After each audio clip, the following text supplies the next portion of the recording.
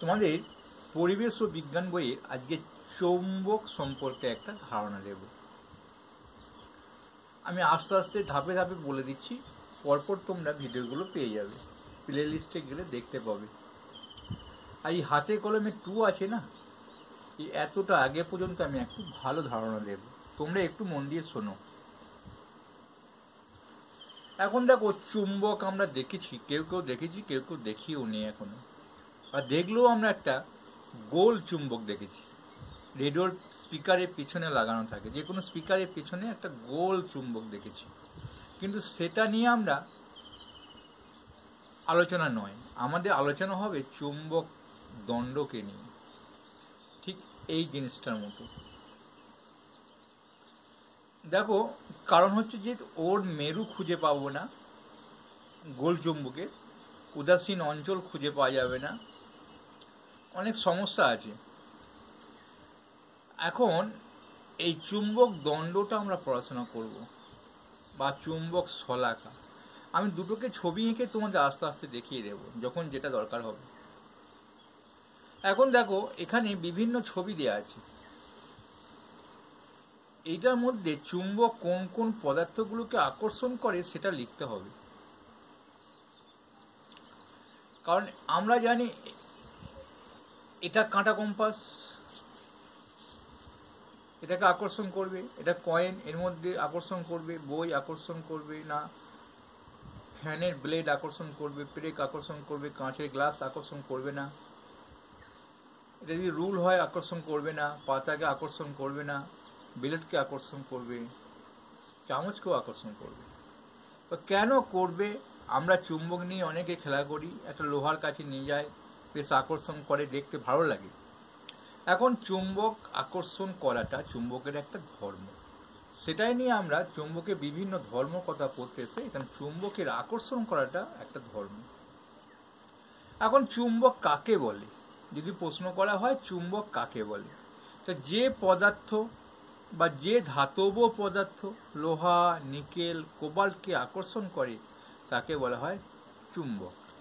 তিনটে জিনিস, লোহা, নিকেল, কোবাল্ট, বা কোনো ধরনের ইস্পাত, ইস্পাতের মধ্যেও লোহার আকরিকগুলো থাকে। তাহলে আমরা চুম্বক কাকে বলে? যে ধাতব পদার্থ লোহা, নিকেল, কোবাল্টকে আকর্ষণ করে তাকে বলা হবে চুম্বক। এখন এইখানে দেখো, চুম্বক দণ্ডটা কি? আমি বলেছি না চুম্বক দণ্ডটা আলোচনা করব। চুম্বক দণ্ড হলো একটা আয়ত্ত ঘনকার চুম্বকিত ইস্পাতের দণ্ড। ইস্পাতের দণ্ড, ইস্পাতের দণ্ড। তাহলে ইস্পাত কেন? যাই হোক, আমরা চুম্বক হচ্ছে ইস্পাতের দণ্ড। এখন ছবিটা দেখো, আয়ত ঘনকার, তোমরাও আঁকতে পারবে। এরকম একটু ছোট বড় করে নেবে,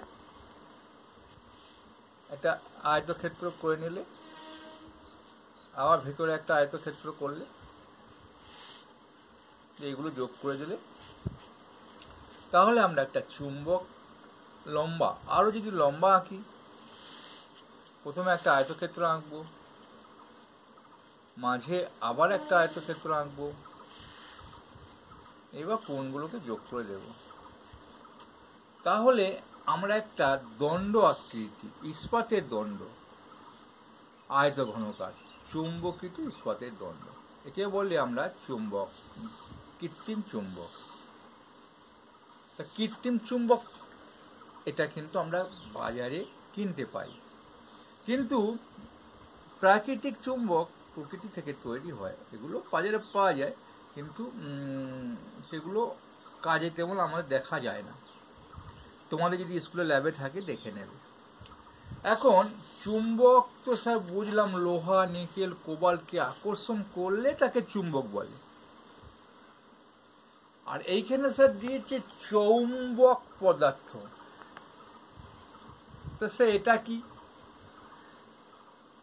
এটা হচ্ছে, এই লোহাটাও চৌম্বক পদার্থ, কোবাল্টটা চৌম্বক পদার্থ, লোহা নিকেলটাও চৌম্বক পদার্থ।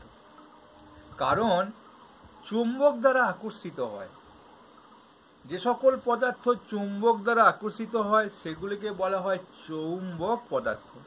বা উল্টো হবে, কি বলবে, চুম্বক যেসব পদার্থকে আকর্ষণ করে তাকে বলে চৌম্বক পদার্থ। কোনো অসুবিধা হলো? এইবার দেখো, আর যেগুলো আকর্ষিত হয় না চুম্বক দ্বারা, বা চুম্বক যাকে আকর্ষণ করে না যে সকল পদার্থকে, সেগুলোকে বলা হয় অচৌম্বক পদার্থ। যেমন প্লাস্টিক, রাবার, কাঠ, কাগজ, বই, খাতা, পেন্সিল ইত্যাদি, গাছের পাতা ইত্যাদি। তাহলে আমরা বুঝলাম যে